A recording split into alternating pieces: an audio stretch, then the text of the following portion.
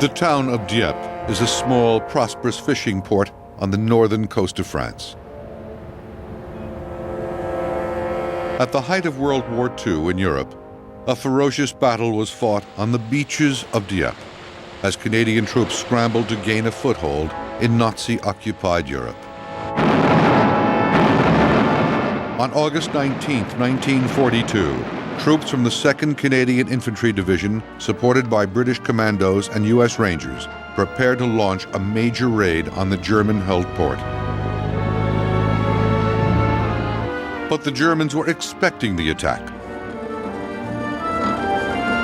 They made sure that Dieppe was well protected by coastal guns and strongpoints.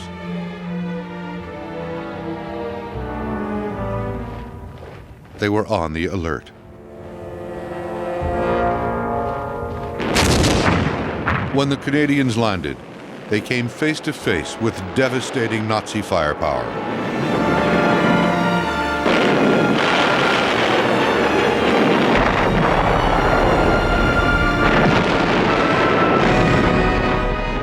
Hundreds of men were cut down before they even got off the beaches.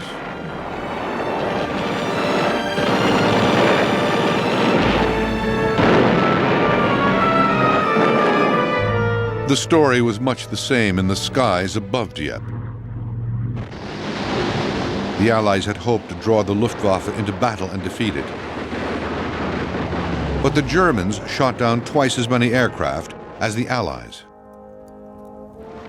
When the order to withdraw was finally given, only a few Canadians could be extracted from the beaches. Almost 2,000 were forced to surrender to the Germans.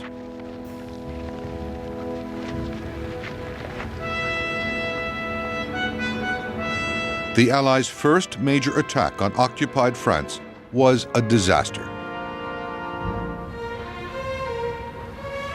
Even worse, Allied hopes that the Dieppe Raid would relieve German pressure on Russia were sadly misplaced. In June 1940, Hitler was master of Western Europe. His efforts to subdue Britain failed when the Royal Air Force defeated the Luftwaffe in the Battle of Britain that summer. Hitler then looked east. In June 1941, he launched Operation Barbarossa against the Soviet Union, the largest land offensive in history.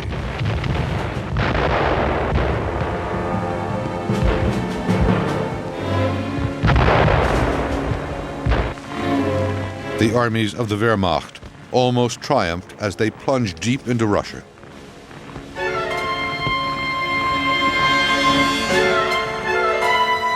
But they stalled at the gates of Moscow, crippled by the fierce Russian winter.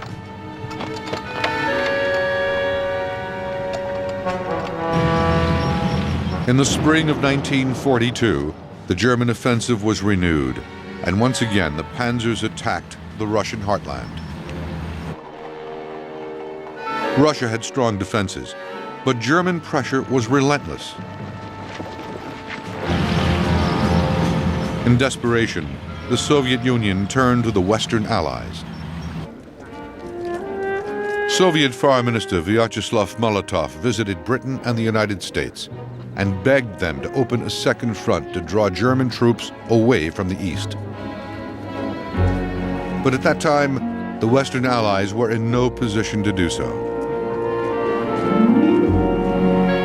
When the U.S. finally entered World War II in December 1941, Britain's Prime Minister Winston Churchill and President Franklin Roosevelt agreed to direct their efforts toward defeating Germany rather than Japan. Churchill reassured Soviet leader Joseph Stalin, but the Western powers needed time to build up their armies. They did not believe they could invade Nazi-occupied Western Europe until 1943 at the earliest. In the meantime, the Western Allies helped the Russians in two ways. They began to intensify their strategic bombing offensive against Germany. and British commandos conducted raids on the coast of Nazi-occupied Europe.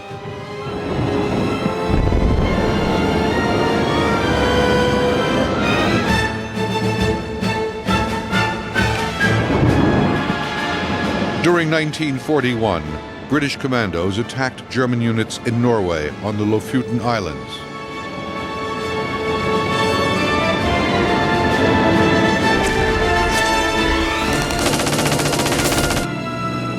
And at Vågsø on the mainland.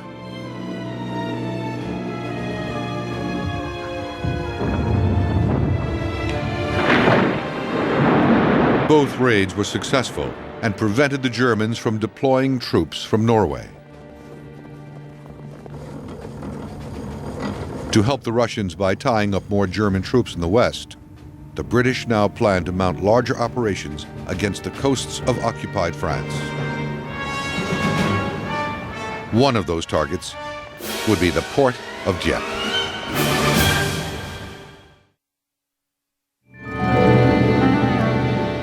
In 1942, Lord Louis Mountbatten was in charge of British raids on the coast of Nazi-occupied Europe. When the Prime Minister, Winston Churchill, appointed me as Chief of Combined Operations, he gave me two major tasks. First, to continue raiding operations with the Commandos, and secondly, to prepare for the invasion of the continent itself, because he said, unless we land and beat Hitler's armies ashore, we shall never win the war. Mountbatten's headquarters also drew up plans for large-scale raids against the French coast to relieve German pressure on the Russians. One such attack was on the port of Dieppe. Codenamed Operation Rutter, it was to be a reconnaissance in force. Dieppe was a particularly attractive target because it was within easy range of fighters based in southern England. At the time, the German High Command was focused on Russia. France was regarded as a military backwater. The planners therefore believed that Dieppe was being defended by second-rate German troops who would not offer much resistance.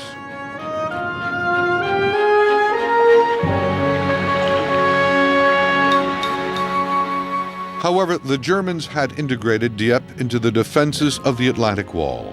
Powerful coastal batteries overlooked the town. These had to be eliminated before the main landings took place. The masterminds behind Operation Rutter proposed that paratroopers be used to neutralize these batteries just before the main assault on Dieppe. Near the French coastal village of Bruneval, airborne troops had successfully dropped onto a German radar station in February 1942 and destroyed it. They were confident they could do so again. To further lower Dieppe's defenses, the Royal Air Force would mount a bombing raid before the Allied landing.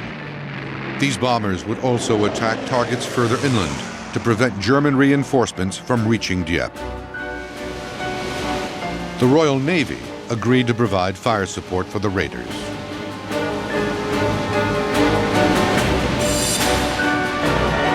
However, the Royal Navy would not allow any ship larger than a destroyer to operate in the English Channel. It had lost a number of ships to German air attack during the Battle of Britain in 1940 and considered the risk to its warships to be too great. It made no exceptions for Operation Rutter.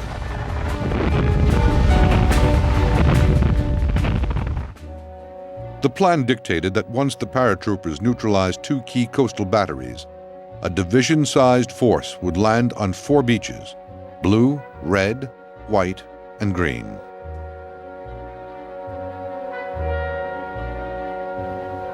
General Bernard Montgomery, the overall Army commander in southeast England, decided to use the Canadian 2nd Infantry Division for the raid on Dieppe.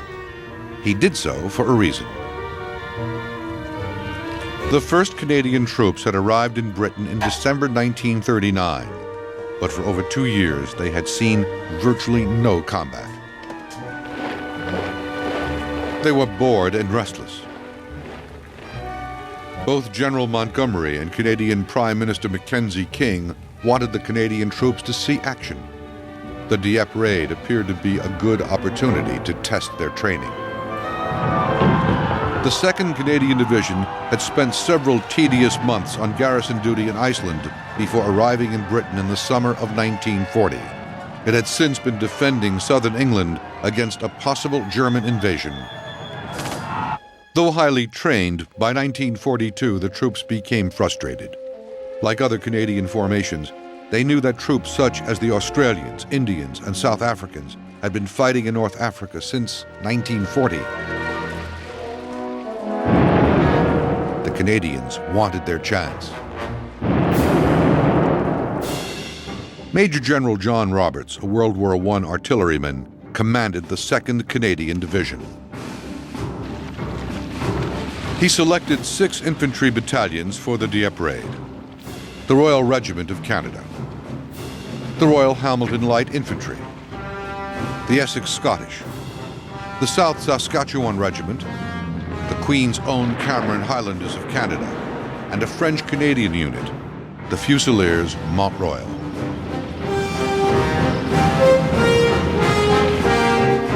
General Roberts put his troops through intensive training in street fighting to prepare them for combat in Dieppe itself.